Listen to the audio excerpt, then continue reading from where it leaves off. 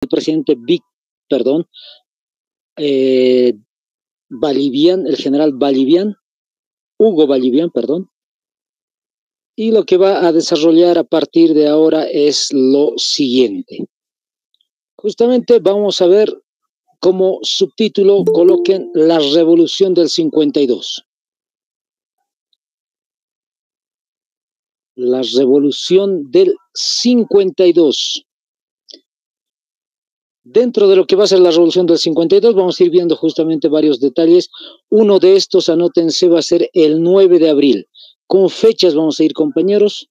Un primer subtítulo, un primer inciso A, si quieren ustedes, o un guión, un asterisco para especificar. Son 3 días de revolución, como ya les había dicho el día de ayer. Anótense entonces, 9 de abril de 1952.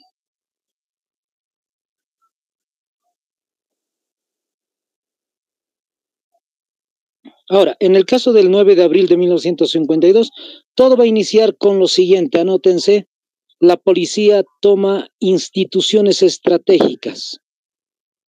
Así, tal como se escucha, anótenlo, la policía toma instituciones estratégicas.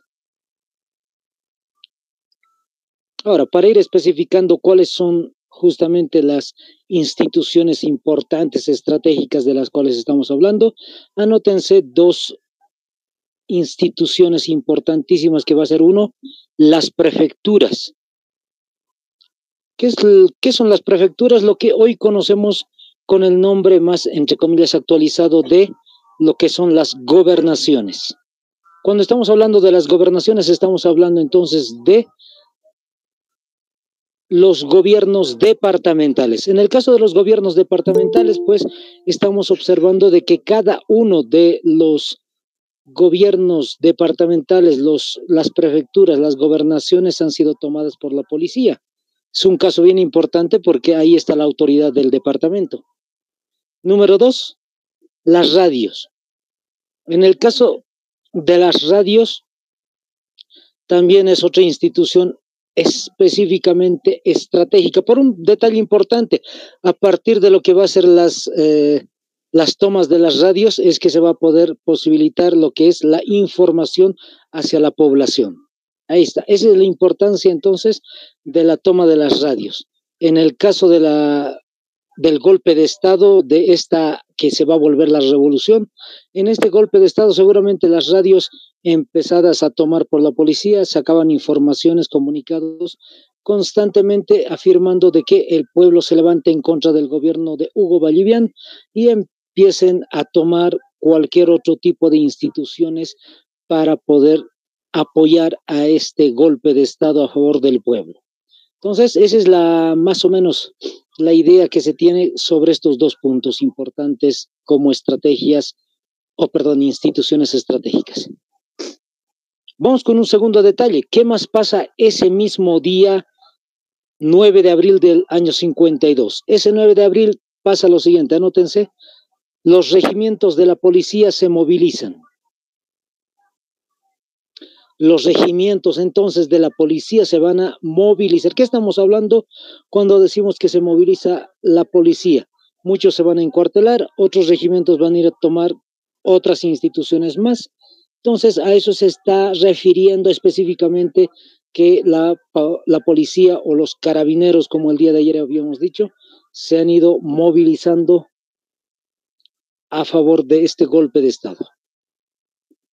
Y finalmente, un tercer detalle acerca de lo que va a ser el 9 de abril del año 52.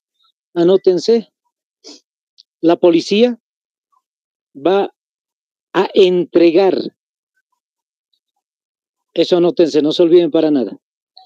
La policía va a entregar armas y municiones a la población, fíjense, armas y municiones a la población.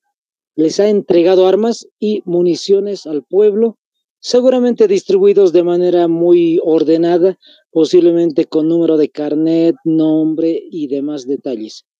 Se los ha entregado de esa manera, un poco bien ordenada, no se olviden para nada. Ha sido la distribución de las armas y la munición. Listo. Eso es lo que va a suceder en el caso de el 9 de abril. Pero el 9 de abril no se cierra aún, va a haber un suceso más. Anótense. Y esto se hace por la tarde, noche y madrugada. La incursión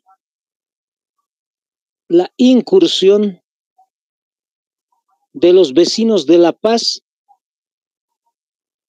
a la Ceja del Alto.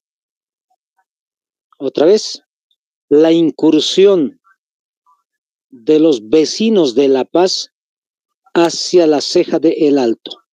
No olvidemos que para 1952 todavía no existía la ciudad de El Alto, sino que era una zona más de La Paz, de la ciudad de La Paz. Entonces, han tratado de llegar de La Paz hacia lo que es El Alto, y es una parte muy, muy alta en realidad. Han tenido que caminar por distintos tipos de caminos para escalar literalmente hasta llegar a la Ceja del Alto, cosa que no va a ser tan fácil. Es decir, hay momentos en los cuales se va a utilizar un tipo de camino para poder llegar hasta lo que va a ser la Ceja del Alto, y es imposible pasar por ahí porque la Fuerza Aérea Boliviana va a desplegar sus aviones y lamentablemente va a impedir que puedan acceder los vecinos de La Paz a la Ceja del Alto. En otras palabras, les van a disparar literalmente para que no puedan acceder a la Ceja del Alto. Esto se va a suceder, como les digo, desde las 6:30, 7 de la noche, y a partir de ahí, como no hay posibilidades de subir a la Ceja del Alto por un camino, van a escalar por otro camino. El otro camino sí va a ser un poco mejor, es decir, es un poco más oculto que el anterior. La Fuerza Aérea no los va a poder reconocer porque se va a desarrollar la caminata a las 10 de la noche, 11 de la noche, 12, 1 de la madrugada, 2 de la madrugada, y toda la noche van a ir escalando los pobladores de La Paz hacia la Ceja del Alto, y al día siguiente pues ya van a estar en combate, vamos a decir, en la Ceja del Alto.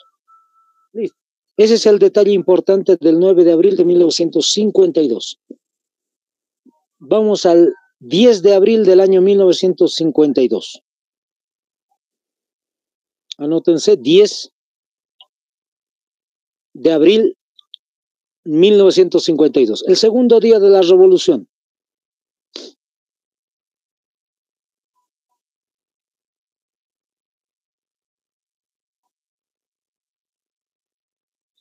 El caso del 10 de abril de 1952, vayan tomando nota, lo primero que se va a desarrollar es, anoten el nombre del personaje clave, Juan Lechín Oquendo,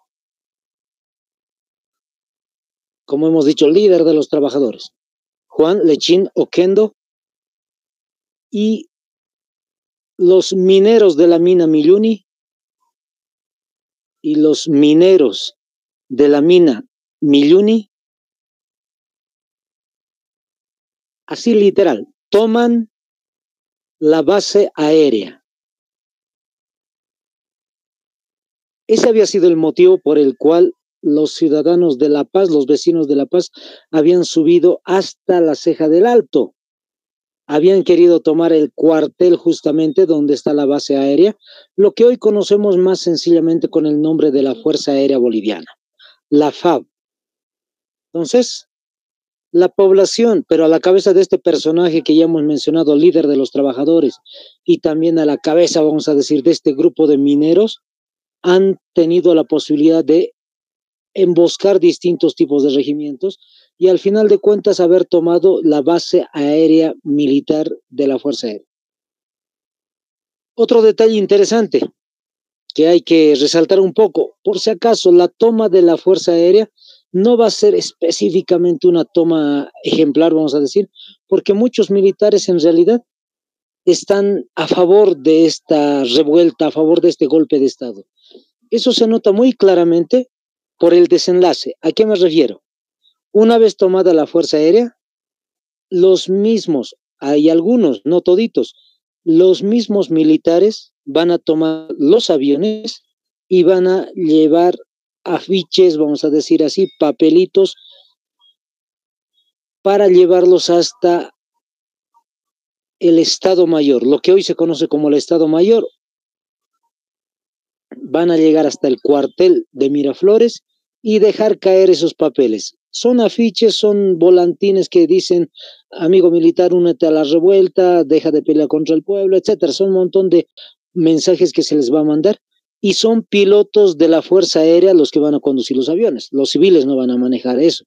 Entonces son militares que están mandando ese tipo de mensaje a sus propios camaradas para que dejen de combatir dentro de lo que va a ser el problema del gobierno de Hugo Vallivian.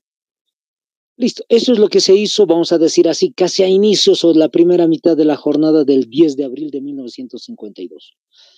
Vamos a un segundo detalle que es mucho más importante e interesante porque a partir del 10, como el día de ayer ya les decía, hay un general de policía, Antonio Seleme, que tendría que haber sido presidente de Bolivia.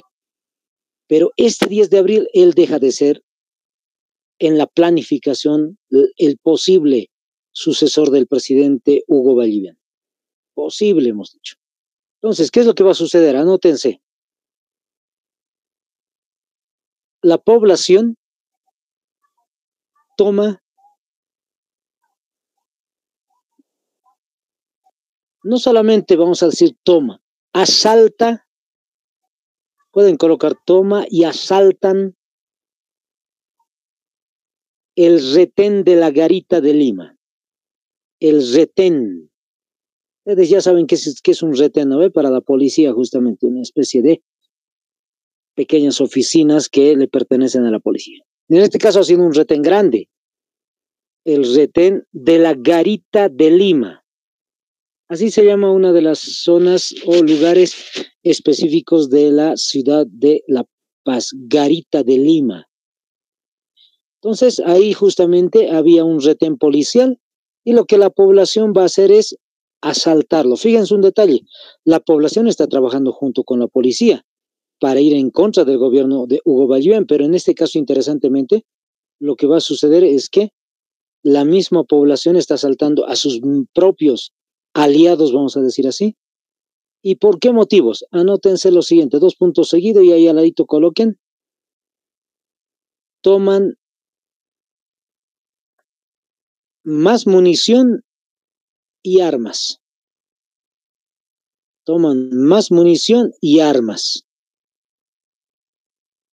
Ahí está, toman más munición y armas. Para eso había tomado la población el retén de la Garita de Lima, para empezar a distribuir el armamento que existía dentro de la garita y empezar a distribuirlo en la población. Interesantemente, ahí es en ese segundo día que aparentemente Antonio Seleme va a dejar la posibilidad de ser presidente de Bolivia, justamente porque ya no es un golpe de Estado. Ya no solamente es un golpe de Estado, en este caso lo que estamos viviendo ya es una revolución. Listo. Así termina el 10 de abril del año 1952, compañeros. Vamos al último día, 11 de abril 1952, 11 de abril del 52. El 11 de abril de 1952 suceden varios desenlaces. Número 1, anótense. La población toma el gran cuartel de Miraflores.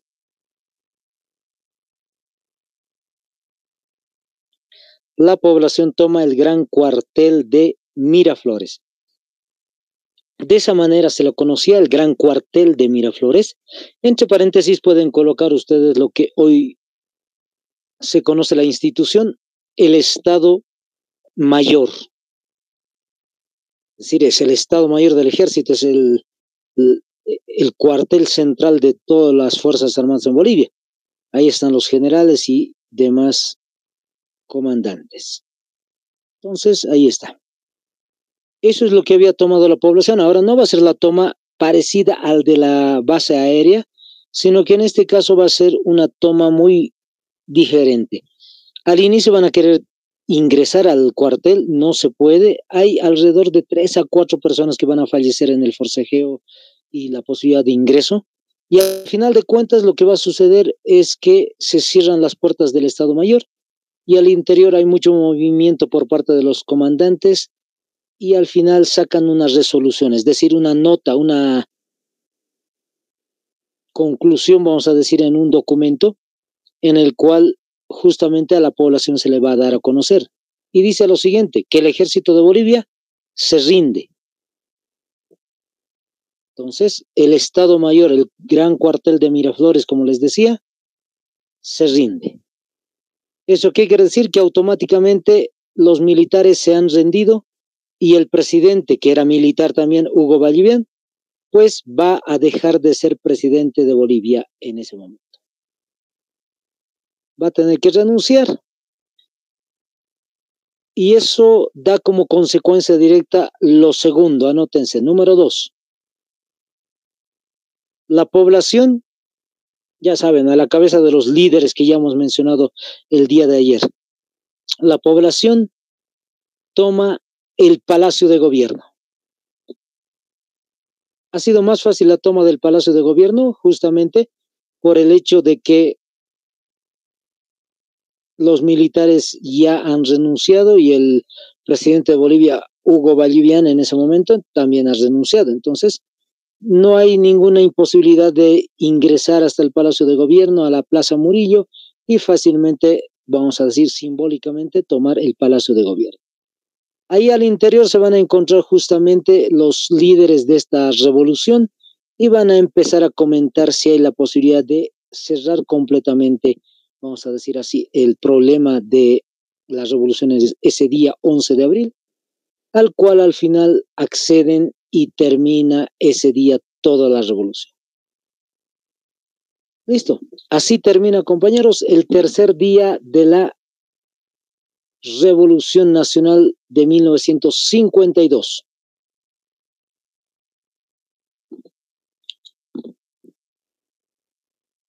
Ahora, el saldo, ¿cuál es la consecuencia directa de lo que ha sucedido acá? Número 1, anótense.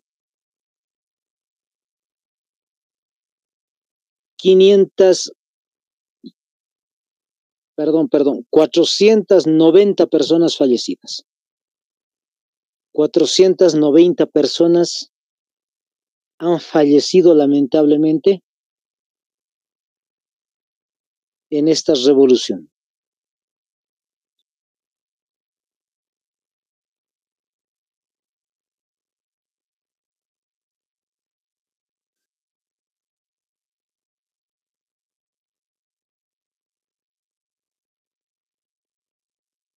Ahí está, esa es una de las consecuencias. La segunda consecuencia va a ser justamente la derrota del ejército boliviano. Entonces, como están viendo, centenares de personas fallecidas y otro segundo detalle va a ser la pérdida del ejército boliviano. A partir de ahí se van a organizar distintos tipos de grupos, entre comillas, vamos a decir, de seguridad para Bolivia. Los policías están bien armados, no hay ningún problema porque son parte de la revolución. El ejército es el que se va a desorganizar totalmente o reorganizar en este caso por parte del movimiento nacionalista revolucionario. Y mientras se está reorganizando el ejército, pues hay distintos tipos de grupos de seguridad en las zonas, en las ciudades de Bolivia. Eso lo va a hacer personal civil que en algún momento va a ser armado. Entonces, de esa manera se ha ido desarrollando esta revolución del 52. Vamos con otro detalle importante que va a ser justamente los gobiernos de la revolución. Ha habido gobiernos de revolución, estamos continuando con el tema de la Revolución Nacional justamente, y vamos a hacer mención de los gobiernos tanto de Víctor Paz Estenssoro como de Hernán Siles Suazo. Comencemos con un primer detalle que tiene que ver con Hernán Siles Suazo. En el caso de Hernán Siles Suazo, anoten solamente lo que está ahí entre paréntesis, se los estoy ampliando. Presidente provisional desde el 11 de abril al 15 de abril. son alrededor de 4 a 5 días que va a ser presidente de Bolivia. ¿Por qué motivo? Les aclaro bien facilito. Como ganó la población la revolución del 52 y renunció el presidente Vallivian, pues automáticamente los presidente y vicepresidente electos en el año 51 son los que formalmente van a ser presidentes de Bolivia. Como no estaba Víctor Paz Estenssoro, pues Hernán Siles Suazo va a ser el personaje que va a llegar a ser presidente de Bolivia por 5 días hasta que llegue Víctor Paz Estenssoro de su exilio. Justo en ese momento, en esos 5 días, cuando se está trasladando a Víctor Paz Estenssoro desde la Argentina hacia Bolivia, hacia la ciudad de El Alto, o lo que se llama una de las zonas de la ciudad de La Paz, El Alto, van a pasar 5 días y el personaje que lo va a traer es René Barrientos, es un militar que después va a ser presidente de Bolivia. Es un militar que lo trajo en un avión justamente militar de Bolivia, desde la Argentina hacia Bolivia. Llega Víctor Paz Estenssoro y automáticamente ese mismo día que va a llegar el 15 de abril, es posesionado presidente de Bolivia. Ahí están todos los datos, yo sé que le van a sacar una capturita, ahí está, 15 de abril de 1952 hasta el 6 de agosto del año 56, fíjense, es nombrado presidente de Bolivia.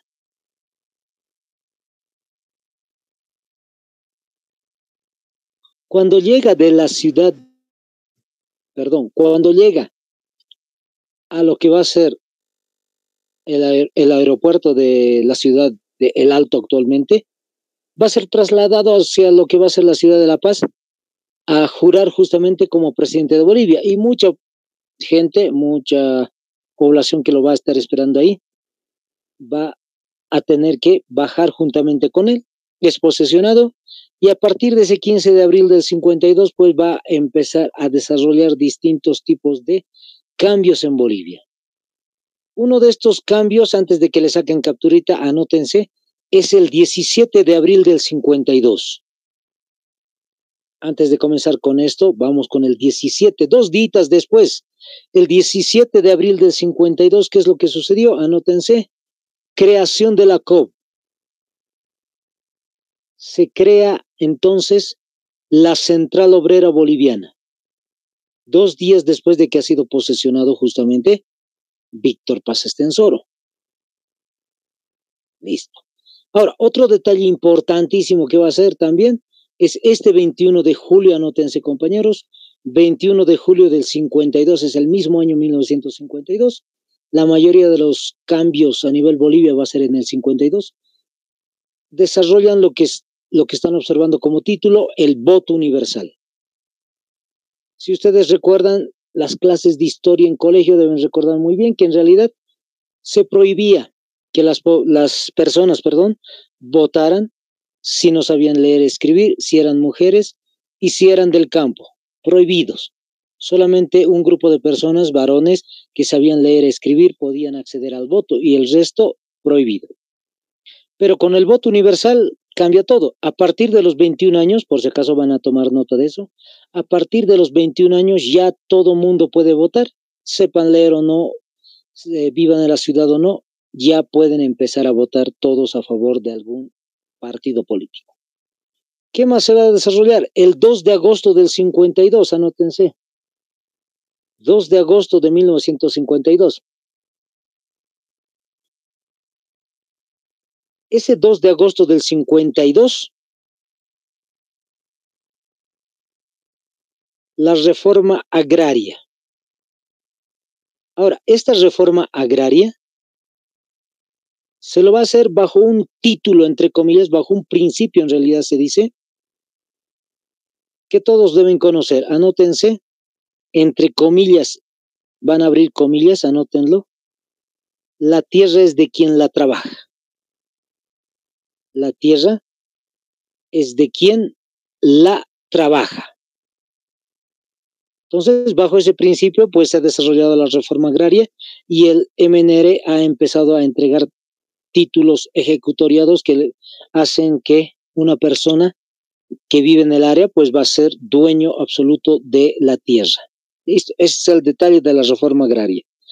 Ahora, antes de pasar este tema también, anótense el 3 de octubre de 1952. 3 de octubre, anótense. No anoten todavía nacionalización, solamente 3 de octubre de 1952. El 3 de octubre del 52, anótense al ladito, se crea la llamada Comibol. Se crea Comibol. ¿Qué es Comibol? Pueden anotar si quieren al ladito. Corporación Minera de Bolivia. Corporación Minera de Bolivia. Eso es lo que se llama entonces la Comibol, Corporación Minera de Bolivia.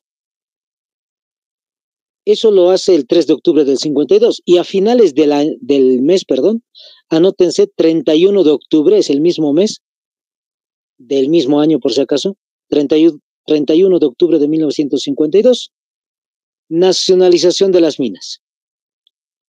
Ahora sí le pueden sacar capturito, pueden anotarlo si desean, compañeros. La nacionalización de las minas. Cuando estamos hablando de la nacionalización, estamos hablando de que literalmente se le ha quitado el poder de ser dueños absolutos de distintos tipos de minas a los varones del estaño, como están viendo ahí. Los varones del estaño muy conocidos, Hochil, Patiño y Aramayo. Muy conocidos los personajes justamente de la nacionalización. Aquí a partir de este momento es que va a comenzar una prueba muy importante para el gobierno del MNR, para el gobierno de Víctor Paz Estenssoro, porque el gobierno de Estados Unidos va a hacer una pregunta, vamos a decir así, diplomáticamente, seguramente en cartas, va a haber una pregunta hacia Bolivia al gobierno de Víctor Paz, preguntándole si ellos son socialistas o son nacionalistas. Es decir, en otras palabras, le están pidiendo la posibilidad de que si son socialistas, pues va a intervenir el país de Estados Unidos. El gobierno de Víctor Paz lo que va a responder es que no somos socialistas, sino nacionalistas. Y aquí comienza todo. Estados Unidos,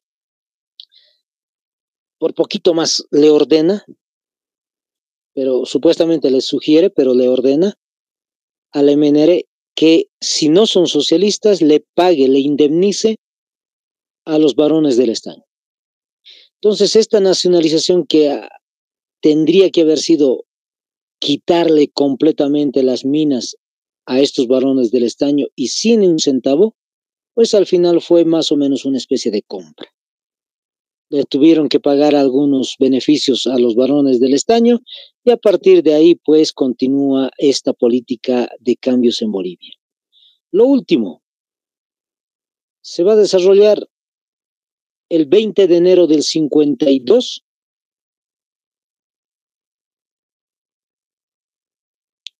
la reforma educativa.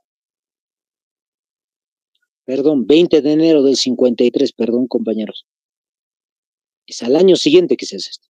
20 de enero de 1953, reforma educativa. Esto va a tardar muchísimo, desde el 52 hasta el 55, como están viendo ahí, la revolución del 52 y el Código de la Educación 1955. Entonces, desde el 52 va a ir cambiando varios aspectos de la educación en Bolivia, hasta formalizar lo que va a ser una ley llamada el Código de Educación. Entonces, se da su tiempo y va a tardar muchísimo. Listo, esos son principalmente los datos más importantes del gobierno del MNR en su primer gobierno. Anótense, segundo gobierno del MNR.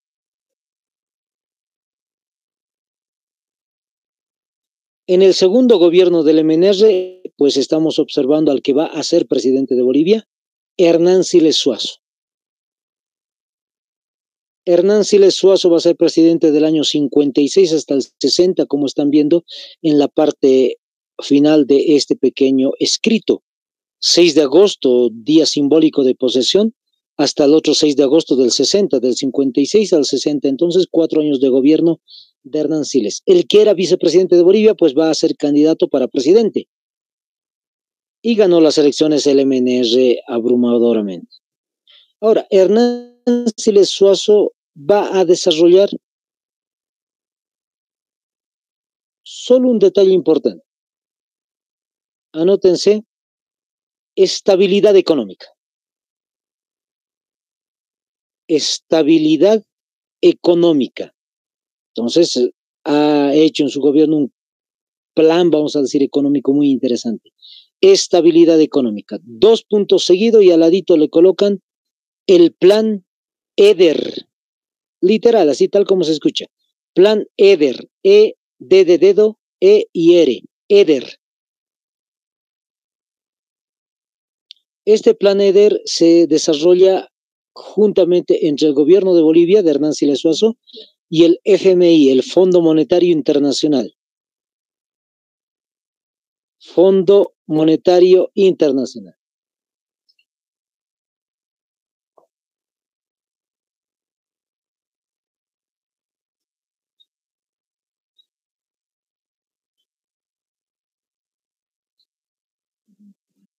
Ahí está. Entonces, ese es el único aspecto importante del gobierno de Hernán Siles Suazo. Vamos al tercer gobierno del MNR. Como están observando, nuevamente el presidente de Bolivia, Víctor Paz Estenssoro.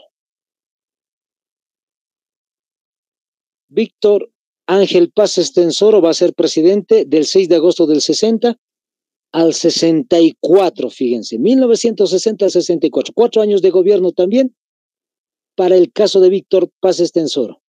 Este personaje va a también desarrollar un dato importante en su gobierno,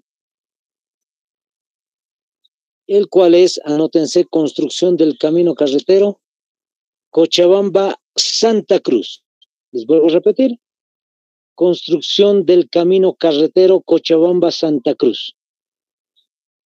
Déjenme decir así entre paréntesis, compañeros, a partir de Víctor Paz Estenssoro lo que va a suceder en Bolivia es que se desarrolla un polo de desarrollo en Santa Cruz, Cochabamba. A partir de ahí se empieza a desarrollar Santa Cruz. Antes simplemente era un departamento no tan productivo, no tan importante, y a partir de la construcción de esta carretera va a empezar a surgir. Y más todavía con los cambios que se van a hacer más adelante con Hugo Banzer Suárez, que vamos a ver más adelante eso. Con Hugo Banzer Suárez, pues mejora todavía más la producción de Santa Cruz y empieza a ser un polo de desarrollo, como les decía. Listo, así termina el caso de Víctor Paz Estenssoro y el caso de su tercer gobierno del MNR. Para el cuarto gobierno, antes de ingresar al cuarto gobierno directamente, en el tercer gobierno se arma un problema que en la actualidad nosotros lo estamos viendo en el movimiento al socialismo. Fíjense, Víctor Paz va a querer volver a ser presidente de Bolivia. Hernán Siles Suazo no va a aceptar eso. Ignoro si Hernán Siles Suazo quiso ser el candidato, la verdad. Pero hubo una discusión al interior del MNR y Hernán Siles Suazo le decía a Víctor Paz, no tienes que volver a ser candidato. Víctor Paz, pues al final de cuentas, sí quiso ser, se enfrascaron en un debate y al final en una discusión que va a terminar en una pelea del MNR, porque el partido político se va a dividir. Va a haber un MNR histórico que se llama el Movimiento Nacionalista Revolucionario, y otro que va a ser el MNRI, Movimiento Nacionalista Revolucionario de Izquierda. Se ha dividido por completo este partido político en dos, y a partir de ahí nuevamente Víctor Paz va a ser el candidato y ya no va a ser el acompañante Hernán Siles porque él está en otro partido político. Va a tener que elegir otro vicepresidente, otro candidato para vicepresidente, y el que va a elegir va a ser el militar que lo trajo de la Argentina. El nombre que ya dijimos, René Barrientos. René Barrientos, pues, es el candidato de vicepresidente para el MNR, junto con Víctor Paz. Juntos los dos ganan las elecciones. Fíjense el último detalle que está ahí entre 2 años, 6 de agosto del año 1964, ingresa como presidente de Bolivia Víctor Paz, y lamentablemente termina el 4 de noviembre del mismo año 1964. Entonces quiere decir que no ha concluido ni siquiera medio año.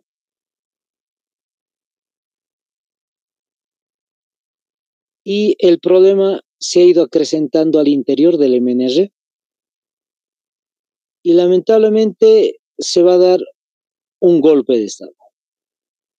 El golpe de Estado lo da su vicepresidente.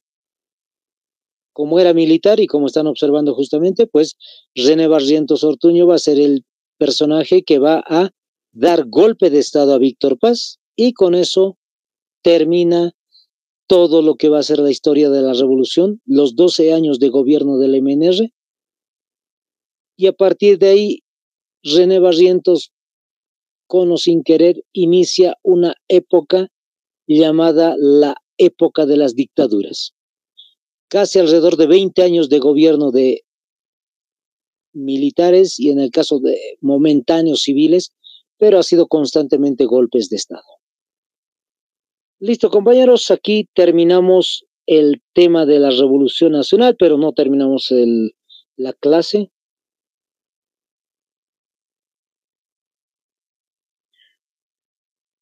Ahí están, hay más compañeros, creo, hay algunos que se están yendo y algunos que están retornando, vamos a decir así.